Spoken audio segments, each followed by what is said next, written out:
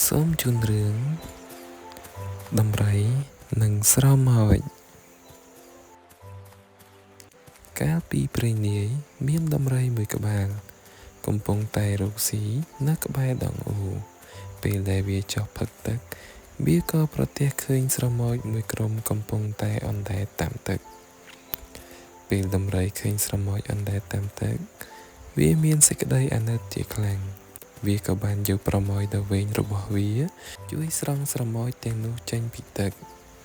ពេលបានទៅដល់លើគោកហើយស្រមោចទាំងនោះក៏សម្ដែងការអរគុណចំពោះដំរីដែលបានជួយខ្លួនហើយក៏លាដំរីត្រឡប់ទៅវិញប៉ុន្មានថ្ងៃក្រោយមក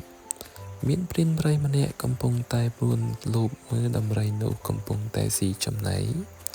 រៀបបំរុងនឹងបាញ់ទៅហើយស្រមោចដែលបានដំរីជួយថ្ងៃមុនក៏បានឃើញព្រានព្រៃនោះស្រមោចឃើញដូច្នោះក៏គិតថាដំរីច្បាស់ជាមានគ្រោះថ្នាក់ដោយសារព្រានព្រៃនេះជាមានខានស្រមោចបាននាំគ្នាវាទៅតោងព្រានព្រៃនោះខំព្រានព្រៃធ្វើឲ្យព្រានព្រៃនោះភ្ញាក់ក៏កេះកាយកំភ្លើងបាញ់ឡើងលើធ្វើឲ្យឮសំឡេងខ្វឹងដំរីក៏ផ្អើលរត់បាត់ទៅតម្លៃអប់រំនៃរឿង